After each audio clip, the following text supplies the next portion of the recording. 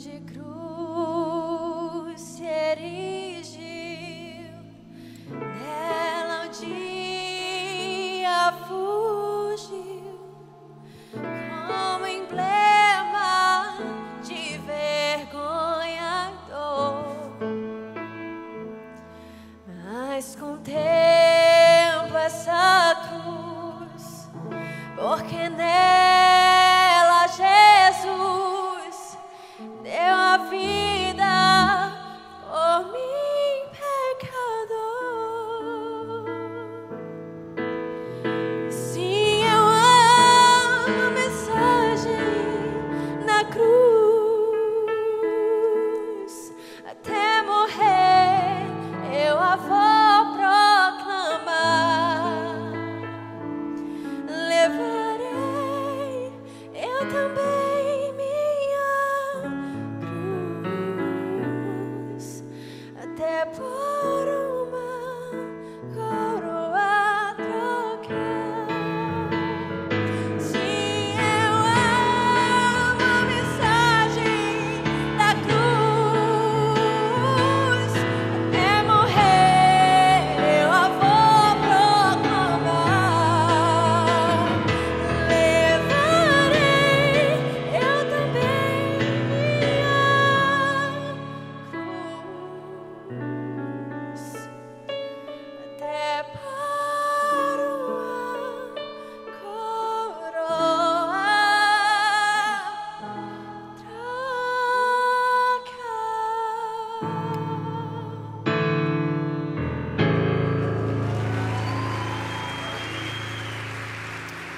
Pai, nós te agradecemos aqui nesta noite, Senhor, porque nós amamos a mensagem da cruz. A mensagem da cruz que é uma mensagem de recomeço, de transformação, de esperança, porque na cruz do Calvário, Senhor, nós fomos achados, nós fomos perdoados, fomos resgatados. Ó Pai, nós te agradecemos, eu louvo o teu nome e eu te peço, Espírito Santo, vem. E aqui nesse lugar abra os nossos olhos para que a gente entenda em um outro nível aquilo que Jesus fez na cruz por nós. Que nesta noite possamos entender as tuas últimas palavras como se fossem para nós as primeiras palavras. Ó Deus, que em cada uma delas o nosso coração seja animado, cheio de fé, renovado na nossa esperança. Em o nome de Jesus Cristo nós dizemos: seja bem-vindo, Espírito Santo. Muda quem nós somos, transforma-nos nos próximos minutos, liberta-nos pela tua palavra, em nome de Jesus. Se você crê e você quer isso, diga bem forte: amém, amém, amém. Amém, glória a Deus. Nós estamos em uma série que se chama As Últimas Palavras. Nós sabemos que Jesus na cruz do Calvário, tradicionalmente, é dito que Cristo ele pronunciou 7 frases ali da cruz. Domingo passado o pastor Costa Neto iniciou e falou uma passagem brilhante acerca desse término, dessas últimas palavras.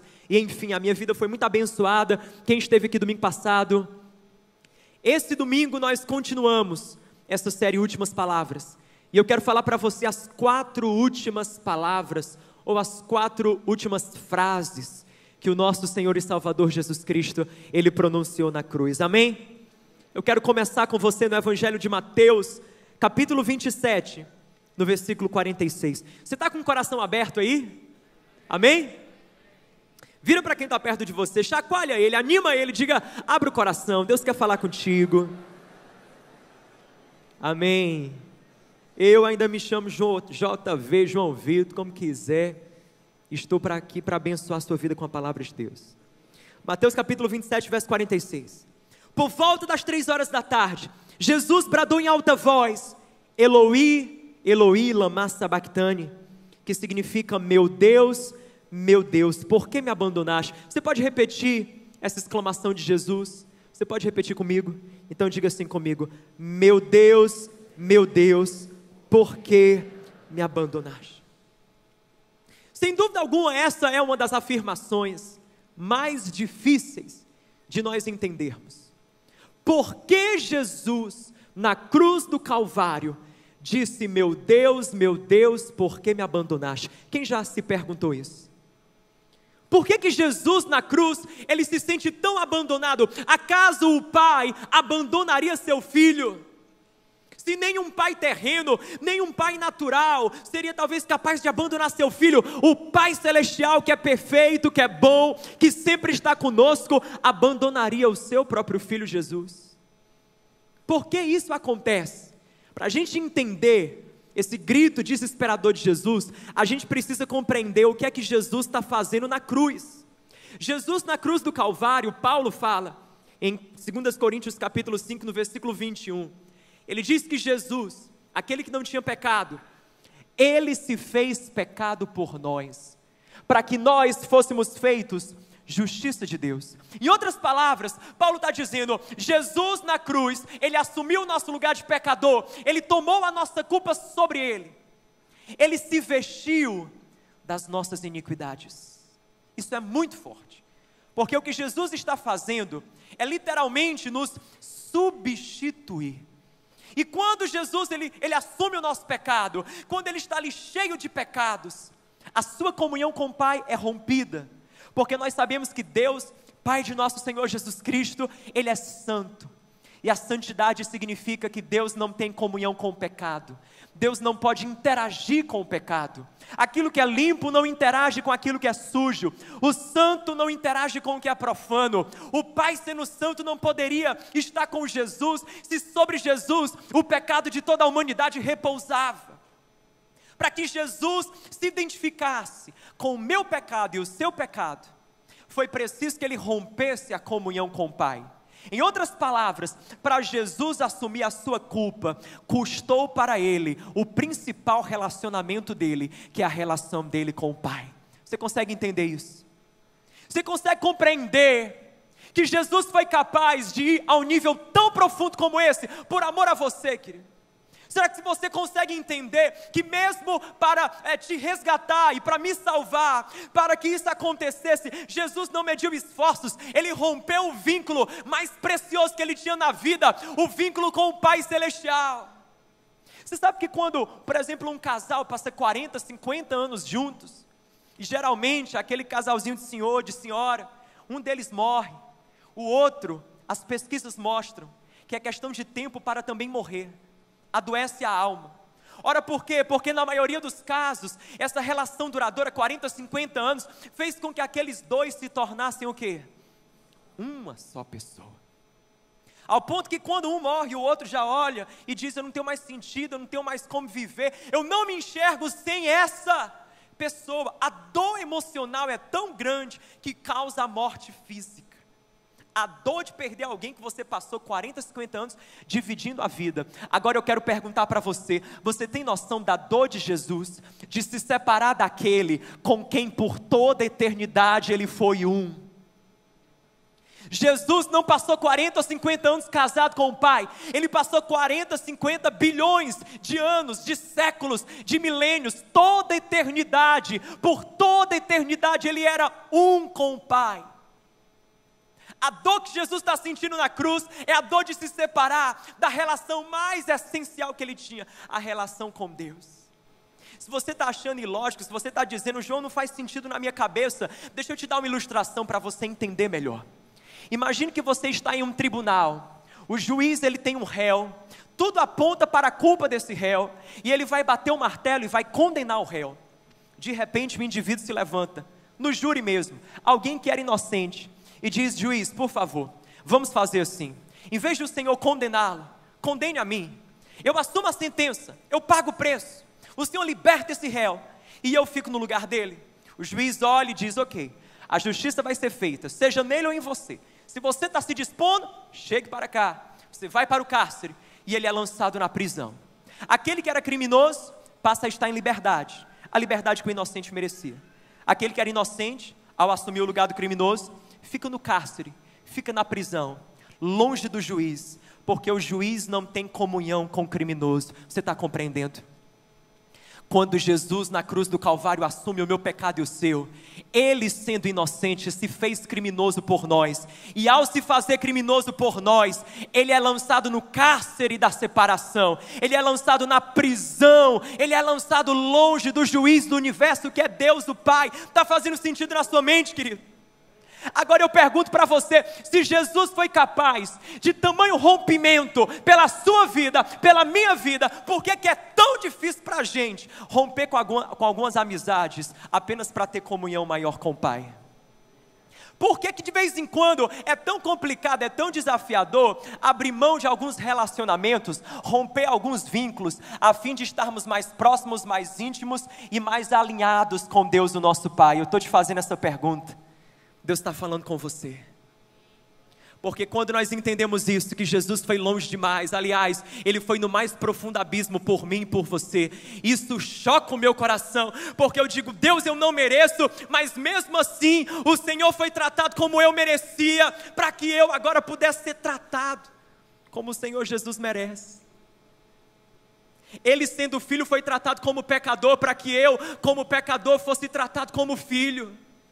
Ele foi desamparado para que eu fosse acolhido, Ele foi abandonado para que eu fosse amado, Ele foi rejeitado para que você fosse abraçado. Querido, quando Jesus está dizendo, Deus meu, por que me desamparaste? Ele falou essas palavras para você nunca precisar falar essas palavras na sua vida. Ele foi desamparado para que você nunca fosse. Ele foi deixado, largado, rejeitado no Calvário, para que você soubesse que você nunca será. Você está entendendo? Ele assumiu o teu lugar, Ele foi tratado como eu e você merecíamos, para a gente ser tratado agora como Ele merecia. Ele pegou o nosso débito, para a gente ter o mérito dEle. Jesus disse estar, naquele momento ali, Pai, eu estou separado, eu estou abandonado, você é meu, nem que isso me custe o vínculo mais precioso da minha vida. Deus está falando com você, Ele não desampara. E como o profeta diz, ainda que uma mãe se esqueça do filho dela, que ainda mama e chora, eu todavia não me esquecerei de vós, porque eu tenho o vosso nome cravado na palma das minhas mãos. O grito de abandono do Filho Jesus Cristo é a declaração pública da minha adoção por Deus, o nosso Pai. Se você crê nisso, você entende isso, diga glória a Deus. A palavra diz que Jesus não parou por aí. Essa foi a agonia de Jesus. Mas nós temos também na cruz a humanidade de Cristo. João 19, verso 28, olha o que ele fala. Mais tarde, sabendo então que tudo estava concluído, para que a Escritura se cumprisse, Jesus disse, tenho sede. Diga comigo, tenho sede. Mais forte, tenho sede. Diga comigo, sede. Sede. Jesus na cruz, ele poderia falar tantas coisas, mas ele fala, eu tenho sede. Eu olho para Jesus e eu penso, meu Deus, Jesus é aquele que pelo poder da sua palavra, o mar veio à existência. Você está comigo? A Bíblia fala que por meio do verbo, o verbo de Deus, tudo veio à existência. Os oceanos foram criados por Ele. A boca que pronunciou oceanos surjam, é aquela que agora clama, tenho sede. Jesus foi aquele que disse, eu sou a fonte de água viva, quem de mim beber jamais terá sede. O mesmo que falou, eu sou a fonte de água viva, agora é aquele que diz, tenho. Você está compreendendo? É porque na cruz ele não era um ente divino que não sente o que a gente sente, ele era humano como eu e como você. Quando ele falou tenho sede, ele estava sendo humano, humano no sentido mais puro da palavra, porque ser humano, querido, é ter sede. Você entende isso? Ser humano é ter sede. Eu não estou falando da sede física, essa sede aqui do H2O, que eu já fiz química, né? Não é essa sede aqui. Eu estou falando de uma sede mais profunda. Ser humano é ter sede de aprovação, sede por prestígio, sede por reconhecimento, sede por realização, sede por aprovação, sede por aplausos, sede por comentários. Sede. sede por afeto, por amor, sede por tantas coisas. Essa sede que nos move, quem sabe quando a gente acorda, a gente abre logo lá o celular e vê quem foi que curtiu, quem foi que comentou, o que é que disseram. Onde é que colocaram @ meu nome?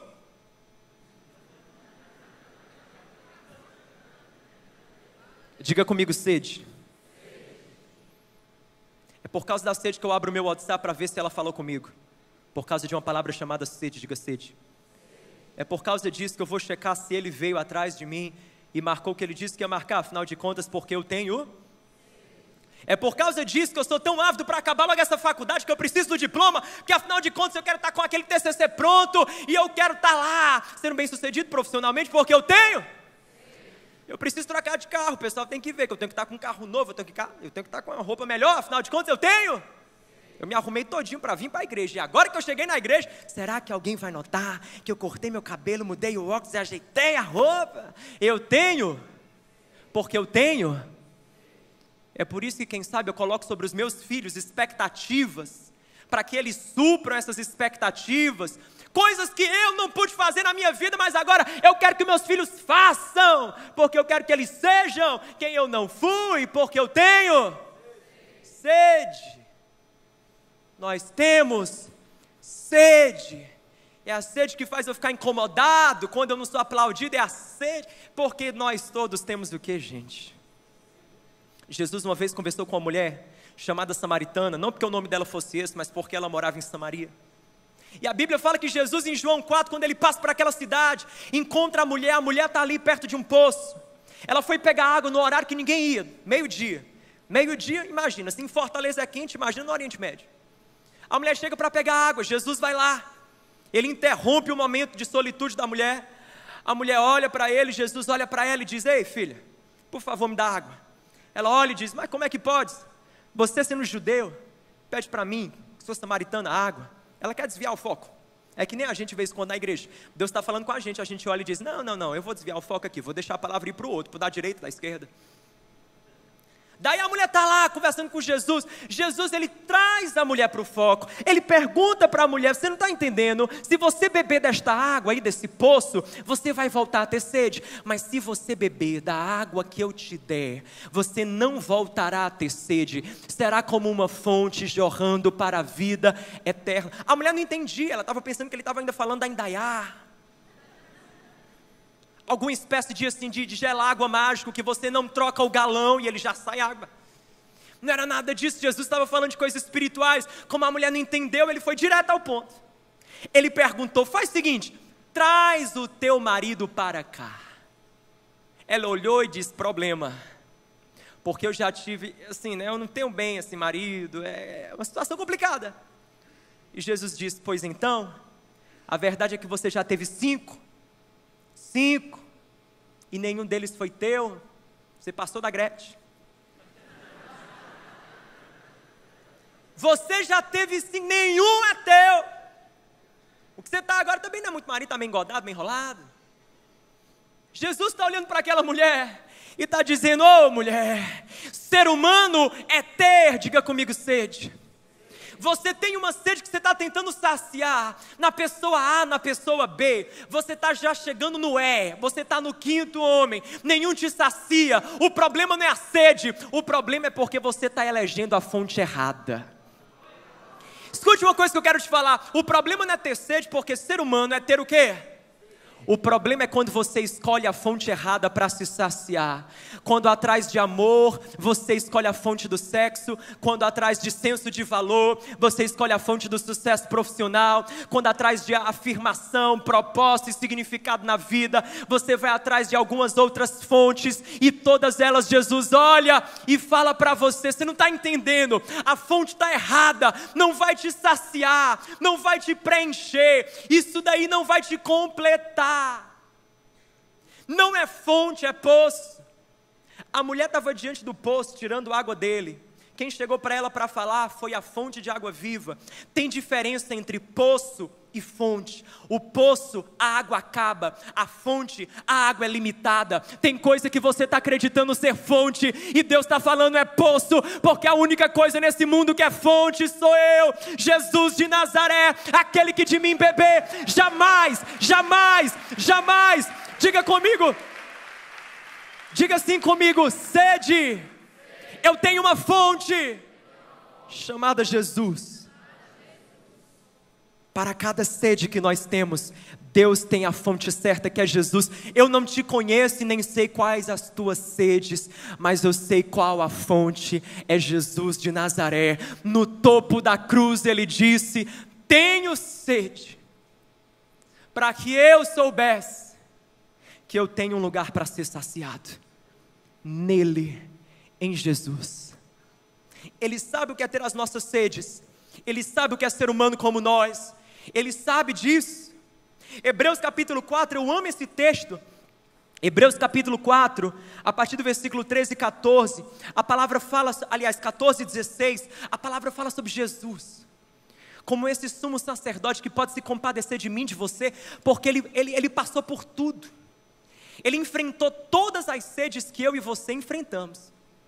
A Bíblia fala, olha que interessante, versículo 15: não temos um sumo sacerdote que não possa se compadecer das nossas fraquezas, mas sim alguém, diga assim comigo, que como nós, mais forte, como nós, como você e eu, foi tentado em todas as coisas, mas sem pecado. Jesus, ele sabe o que é ser você. Ele sabe o que é ser o João Vitor, ele sabe o que é ser a Maria, o Antônio, o Francisco, ele sabe das suas sedes, porque ele foi humano e sedento como eu e você, nós somos, e é exatamente porque ele sabe, que ele é poderoso para te socorrer em cada fraqueza, ele é poderoso para te entender, para te compreender, para entrar na tua realidade, mas também para olhar para você e dizer para você: ei, não bebe de poço, eu tenho uma fonte, não se acomoda nos poços da vida, eu tenho algo mais para você, vai para o lugar onde você é verdadeiramente saciado, eu sou a fonte. E até que você beba de mim, você vai continuar provando de água de poço, e não da água da fonte. Jesus não para aí, na cruz, olha que interessante, ele fala em João capítulo 19, no verso 29 e 30, especificamente no 30, Jesus disse: está consumado. Diga comigo, está consumado. E com isso curvou a cabeça e entregou o Espírito. Essas foram as penúltimas palavras de Jesus: está consumado. Cristo no original, ele usa uma palavra interessante. A palavra que ele usa para falar está consumado é a palavra tetelestai. Você pode dizer isso comigo? Eu quero dar uma breve, uma rápida aula dessa língua de Jesus. Ele usou a palavra tetelestai. Diga comigo, tetelestai. É fácil, sim ou não? Então mostre para a pessoa que está perto de você que você é nerd, que você sabe de tudo, e diga para ela, tetelestai. Pronto, só para ela saber que você... Se ela não se ligou, você está ligado. Tetelestai. A palavra que Jesus usa para estar consumado, engraçado porque é uma palavra rica de significado. O primeiro significado que eu te falo que essa palavra tem é o seguinte: hoje em dia, quando a gente compra algo, a gente, depois de pagar por esse processo, produto, enfim, por aí vai, você recebe um recibo, sim ou não? E o recibo vem carimbado. Depois que você paga, tem um carimbo, e o carimbo está escrito o quê? Pago, sim ou não? Naquela época, quando você comprava algo, você também recebia algo que te certificava de que você havia pago. Um terreno, por exemplo, vinha com a escritura, e na escritura o carimbo, e no carimbo tinha escrito tetelestai, pago, quitado, não tem dívida, já foi tudo pago. A primeira coisa que Jesus está falando na cruz, quando ele diz tetelestai, está consumado, ele está dizendo não há mais dívida. Colossenses capítulo 2, verso 14, ele cancelou o escrito de dívida que era contra nós, não há mais débito, ele apagou, ele perdoou, ele pagou o preço, a dívida foi cancelada. Coisa boa é a gente andar com as dívidas pagas, não é verdade? terrível quando você está naquela de que o celular toca, aí você vê 011, São Paulo. Já dá um desespero. Você pensa, eu não tenho parente em São Paulo. Se está vindo de lá, é o banco. Ou então a telefônica que está me ligando. Você olha, já treme todo, já não atende não. Se for 011, nem não atende. Deixa lá, bloqueia até. Você fica preocupado. E quando você vai num canto, olha que interessante, você chega num lugar, um amigo seu convidou você para o aniversário, você chega lá, aí você dá de cara com uma pessoa que você está devendo. Você olha e diz, meu Deus, a fulana está aqui, estou devendo a ela. Com todo mundo você fala, é simpático e tal, mas com a fulana você só fala distante, que é para não ter perigo dela entrar, né? Olhar para você, dar um abraço em você, um cheiro, opa, perfume bom, né? Aquele que eu vendi para você, ó. Não passar por esse constrangimento, você nem chega na pessoa, deixa ela lá de lado, e devagarzinho você já vai saindo, o pessoal pergunta, rapaz, vai cedo, pois é, eu não tô bem assim, eu não estou muito bem, pois então. Gente, quando a gente está com dívida ou coisa para pagar, é uma agonia tremenda.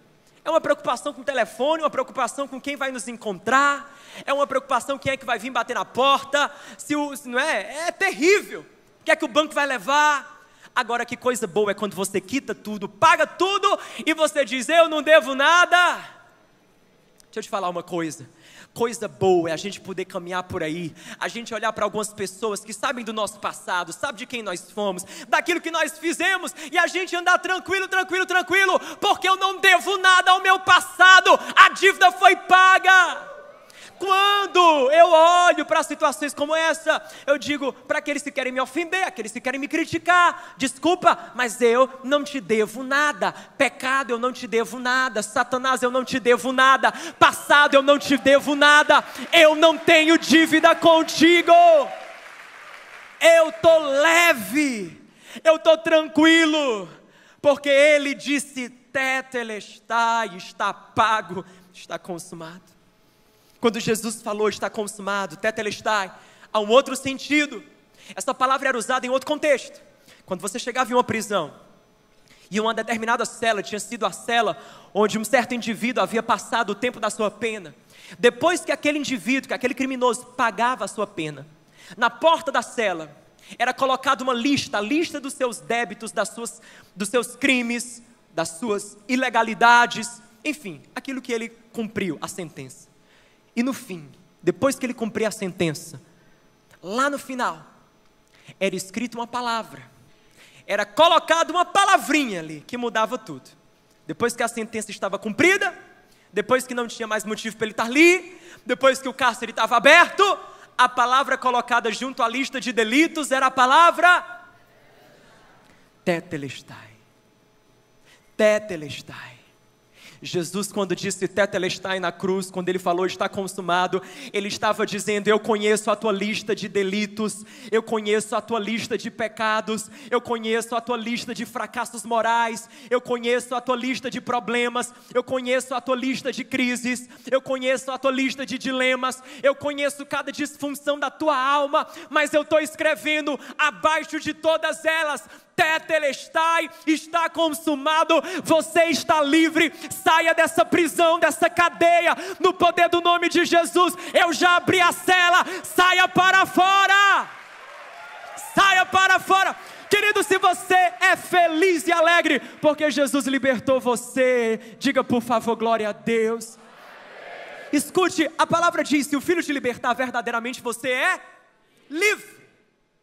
Não é se o pastor libertar, não é se a igreja libertar, não é se a religião libertar, nada disso tem poder, mas se for o Filho, se for Jesus, se é Ele quem chegou na tua cela, se foi Jesus de Nazaré, o Filho do homem e o Filho de Deus, que chegou ali, se foi o Verbo que se fez carne, aquele que é o princípio, aquele que é o fim, aquele que é o chamado leão da tribo de Judá, se foi Ele quem adentrou a tua cela, se foi Ele que tocou tuas algemas, você é livre, saia desse cativeiro, em nome de Jesus. Eu estou falando de prisões, eu estou falando de cadeias, porque eu sei que há tantas coisas na nossa vida que buscam nos aprisionar. Às vezes o passado tenta nos aprisionar, não é verdade? Às vezes o passado tenta nos aprisionar, dizendo que nós sempre seremos quem um dia nós fomos. Olha o passado dizendo: não há solução para você, não há esperança para você. Às vezes a culpa tenta te aprisionar, dizendo: você não é bom o suficiente, você é inadequado para Deus. Às vezes há problemas dentro de nós, há feridas do passado, ofensas, machucados, enfim, traumas de toda sorte que buscam também nos aprisionar. Aprisionar na depressão, aprisionar na mágoa, aprisionar nos problemas, aprisionar no sentimento de eu não tenho valor, aprisionar numa baixa estima profunda, aprisionar em tudo isso. Mas Deus está falando para você: esse lugar não é teu, esse cativeiro não te pertence. Eu já disse: tetelestai, está consumado. Eu já abri a cela, saia para fora. Em nome de Jesus, eu quero que você olhe para cada cadeia na sua vida, olhe para cada coisa, situação, sentimento, emoção que busca te prender, te paralisar. Que você olhe para cada medo que tenta te aprisionar, que você olhe para eles e você diga: não, tetelestai, está consumado, eu estou livre, a sentença já foi paga, já foi aplicada no Calvário, e a minha cela já foi aberta, esse lugar não é mais meu. Para a liberdade Cristo nos libertou. É para a liberdade. Não é para a gente levantar a mão e ficar dizendo: oh, obrigado, sou livre. Não, é para você viver de fato livre. É para você viver de fato sem esses fardos. É para você viver sem essas correntes. É para você viver isso.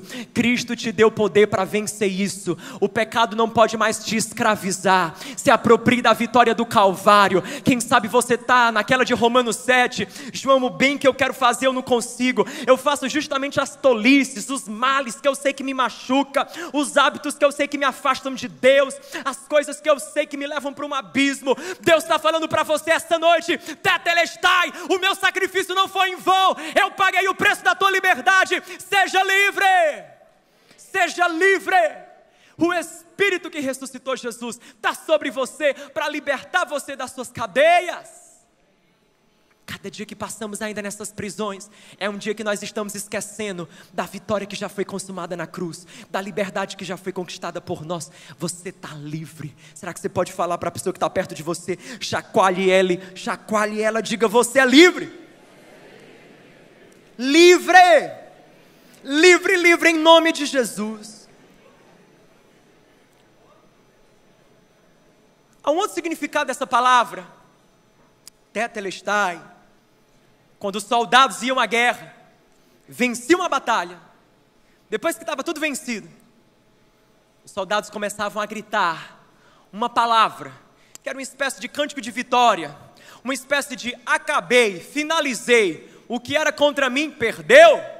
E a palavra que os soldados gritavam, a palavra de triunfo, era a palavra, diga mais forte, porque desse jeito ninguém triunfa, diga: no meio da batalha, os soldados vencendo, os inimigos foram assolados, aquilo que vinha contra eles acabou se perdendo no meio. Eles gritavam no final como triunfo.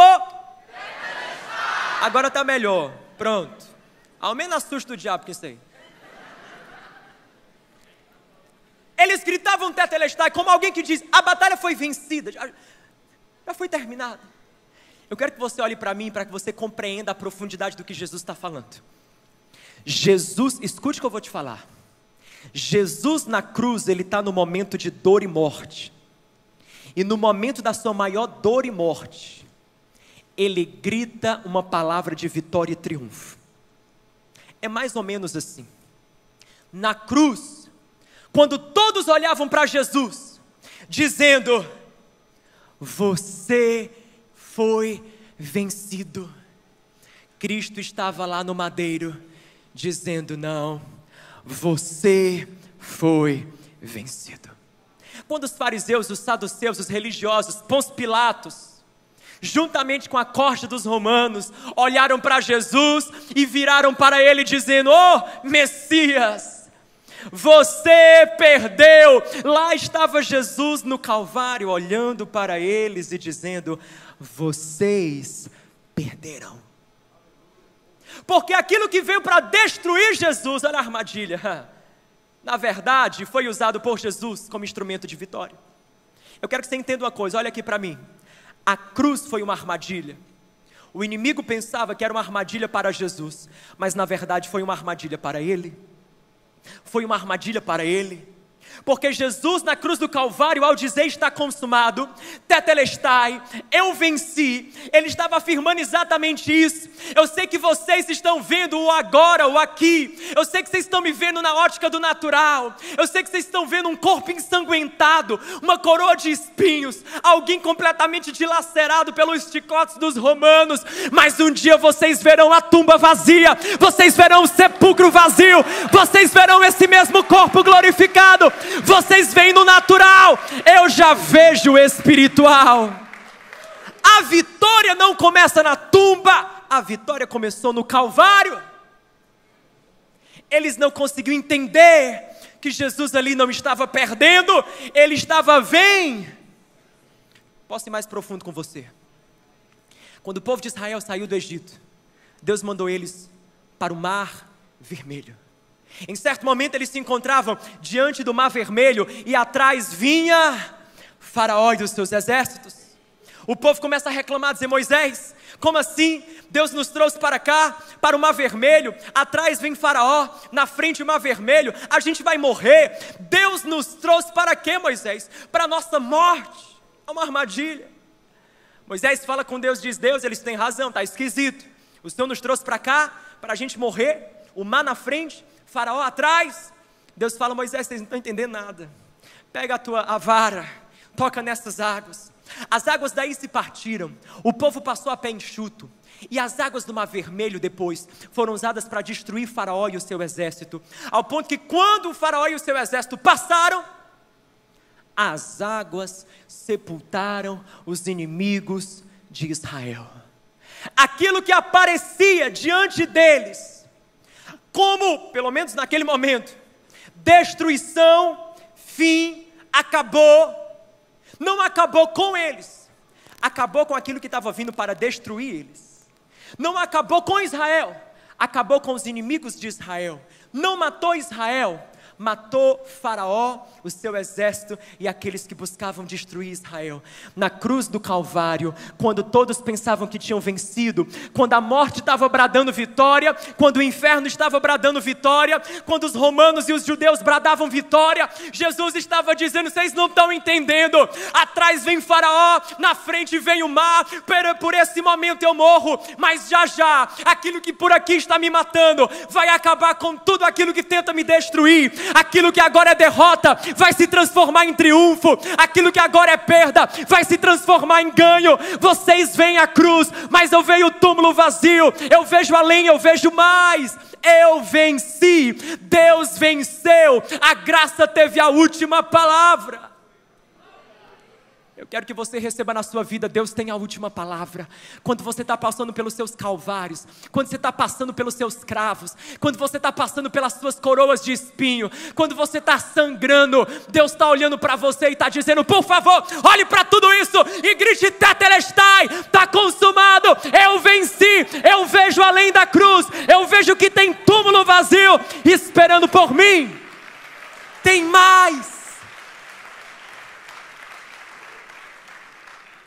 Eu aprendo com Jesus a olhar para tudo aquilo que vem para literalmente me acabar como um trator, sabe? Que esmaga alguém. Eu aprendo com Jesus para olhar para tudo isso e dizer: não, vocês pensam que vão acabar comigo? Depressão, você está achando que vai acabar comigo? Separação, você acha que vai acabar comigo? Divórcio, você acha que vai acabar comigo? Crise, você acha que vai acabar comigo? Amizades, vocês acham que vão acabar comigo? Não, não, não. Tetelestai, a última palavra já foi dada, está consumado. Há algo mais. Eu passo pela cruz, mas eu caminho em direção ao túmulo vazio. Nós vencemos em Cristo Jesus. Nós vencemos, eu disse, nós vencemos em Cristo Jesus, nós vencemos em Cristo Jesus, amém? Enquanto o louvor vem, você pode ficar de pé no seu lugar. Há uma última palavra de Jesus, Lucas 23, no verso 46. Depois de afirmar está consumado, Jesus brada em alta voz, dizendo, repita comigo: Pai, nas tuas mãos entrego o meu espírito. Fale comigo, ore isso bem forte, bem alto, dizendo: Pai, nas tuas mãos entrego o meu espírito. Tendo dito isso, expirou. As últimas palavras de Jesus foram de entrega. Ele que poderia falar tantas coisas, resolveu entregar-se. No momento de maior dor, Jesus fala com um espírito tão tranquilo, um coração tão calmo: Pai, te entrego meu espírito. Ele faz uma oração de entrega, uma oração de rendição. Só pode fazer isso nesse momento assim de Calvário quem fez isso durante toda a vida. Jesus estava acostumado a orar orações de entrega. Ele sempre teve um espírito submisso. Ele sempre soube o que era dizer: seja feita a tua vontade, não a minha. Se possível, passa de mim esse cálice. Caso não, eu fico com a tua vontade. Ele sabia o que era se entregar. Ele sabia o que era colocar tudo diante do Pai. Ele diz: eu e o Pai somos um. Aquilo que eu faço, não faço de mim mesmo. Eu faço porque eu vejo o Pai fazendo. Aquilo que eu falo, não falo de mim mesmo. Eu só falo porque eu vejo, eu escuto o Pai falando. Eu dependo do Pai, eu dependo do Pai. Eu dependo do Pai. Entrega, diga comigo, entrega. Quando nós entendemos o poder de uma entrega, a gente começa a compreender o que Cristo fazia no Calvário. O seu sacrifício só foi possível porque Ele se entregou. A sua missão só foi cumprida, o seu propósito só foi plenamente cumprido porque Ele se entregou. E hoje Deus te trouxe esse lugar para você escutar a voz dEle dizendo: me entregue tudo. Me entregue quem você é. Me entregue seus relacionamentos. Será que você tem coragem? Coragem de me entregar tudo? Jesus fez essa oração de entrega, mas olha onde Ele está fazendo. Ele está fazendo na cruz, querido. Na cruz. A vitória foi certa. A sepultura vazia veio, mas ela só veio depois de um alto preço. Mas no meio desse alto preço, lá estava Ele de coração entregue, dizendo: Deus, eu estou confiando em Ti, eu estou me lançando nas Tuas mãos. Em Tuas mãos eu entrego o meu espírito, quem eu sou, tudo que eu tenho aqui dentro, Deus, eu entrego a Ti. E você nesse lugar está sendo chamado por Deus: ô filho, filha, vem, se entregue a mim, se entregue a mim.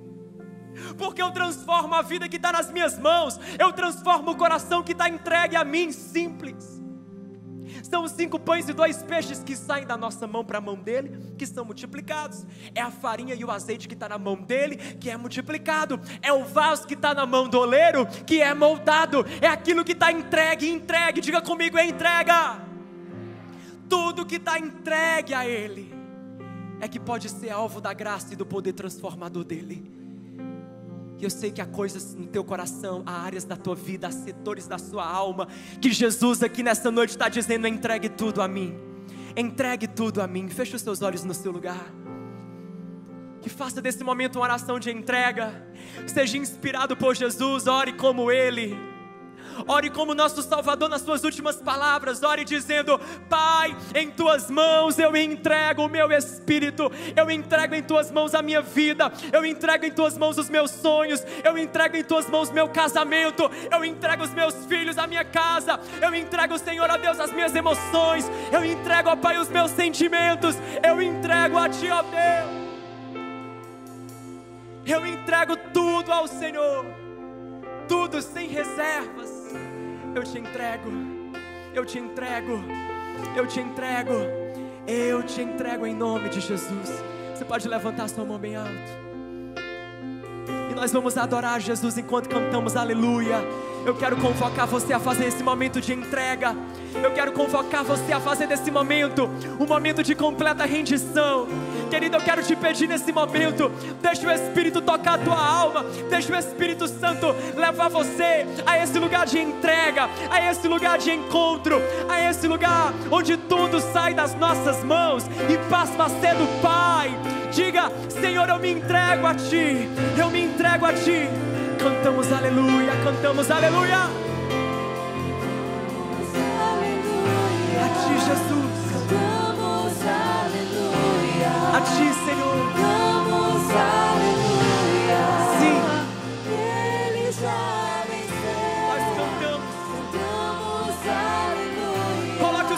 em Jesus. Vamos, aleluia. Ele está nesse lugar, olhe para Ele. Vamos, aleluia. Olhe para Ele, olhe para Ele.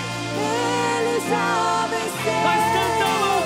Vamos, aleluia. Todo louvor e toda glória. Vamos, aleluia. Toda honra seja dada ao teu nome. Vamos, aleluia. Nós cantamos tua vitória.